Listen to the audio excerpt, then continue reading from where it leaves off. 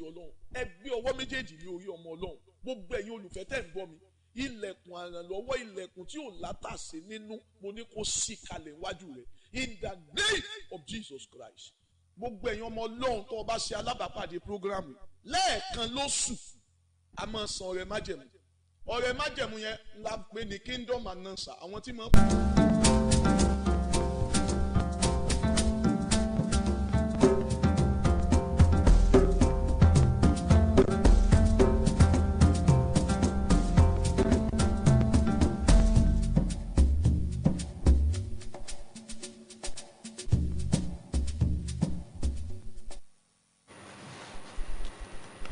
Good afternoon, the Home News.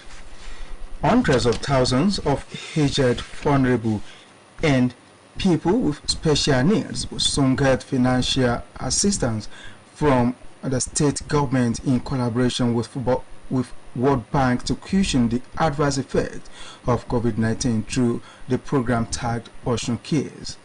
The head of Labor Intensive Public Workforce and Social Transfer, Mrs. Fumilayo Oladosu, stated this at the flag-off ceremony of data capturing and enrollment of beneficiaries across the state. The program, initiated by the administration of Governor Adigboyi Oyetola, supported by the World Bank, is targeted at supporting the beneficiaries to be financially stable after the COVID-19 pandemic. The validation, enrollment, orientation, and biometric capturing of labor-intensive public workforce and social transfer beneficiaries program were held simultaneously in Osogbo, Olorunda, Boripe, Ila, Ifedayo, and Boluwadro local government. Beneficiaries that include Mr. Kola Olamide and Mrs. Olufomilayo Fasoyi commended the initiative with an expression that it will go a long way in eradicating poverty in the land. The program continues tomorrow and ends on Saturday this week. The state government has harped on the needs for individuals to keep their environment healthy, as it is the only factor to sustain an harmonious living. Governor Adigboyi Oyetola gave the admonition at a program commemorating this year's World Environment Day.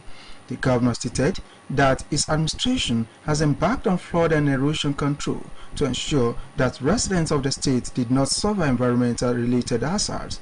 He reiterated his administrative commitments to activities that will ensure a habitable and clean environment in the nooks and crannies of the state. The governor, who was represented by the secretary to the state government, Prince Wole Oyebanji, implored individuals to cultivate the habit of free planting to prevent deforestation. In the meantime, the Nigerian government has been told to take concrete action to deal with perpetrators of yesterday's deadly attack on Christian worshippers in Owo, Ondo State. More than 30 people were said to have been killed in the massacre which took place at the St. Francis Xavier Catholic Church, Owo, as the attacker had opened fire on the congregants and detonated a bomb. Speaking on issues in the news on OSBC Radio earlier today, a leading public affairs commentator and international journalist, Dr. David Ogunshade, said President Buhari should go beyond rhetoric but do everything to fish out the perpetrators. Dr. Ogunshade expressed concern that suspected Fulani killers, herdsmen, had laid siege on the southwest. He called on state government in Yoruba land to reinforce the Amotekun Corps and ensure they are fully armed to the teeth to confront infidels terrorizing the Yoruba nation. Dr. Ogunshade commended the 11 northern governors who agreed that power should rotate to the southern part of Nigeria, adding that such a step will help to foster national unity and cohesion. Governor Adigboyi Oyetola, in the meantime, has condemned in strong terms the terrorist attack on St. Francis Catholic Church, Owalua Street, Owo, local government area of Ondo State, in which several lives were lost and many worshippers injured. The governor described the attack as barbaric, wicked, and an act of provoked aggression against innocent people, adding that it is both mean and inhuman to turn the sacred sanctuary of a church to a killing field, while expressing sympathy to the families of those killed in the attack, and especially to the Catholic Diocese of Ondo and the government of the state government also assured Governor Rotimi Akeredolu and the good people of the state of its support in any and every way possible. The Deputy Governor of State of Osun, Mr. Benedict Alabi, has commiserated with the Catholic Church in Nigeria and government of Ondo State over the attack on the Owo branch of the church during the Sunday service.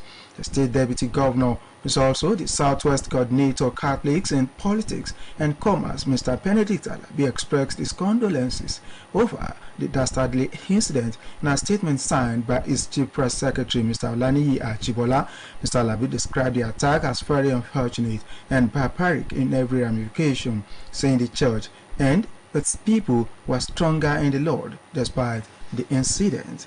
The State Deputy Governor expressed optimism that the country would triumph over any form of insecurity and continue to move in the path of sustainable growth.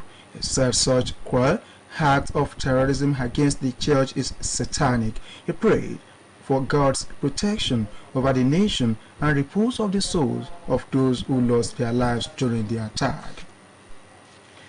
For a peaceful society, the governor and community leaders are expected to work together, as the traditional rulers surely know the nooks and crannies of their domains, hence will not want their kingdoms to collapse.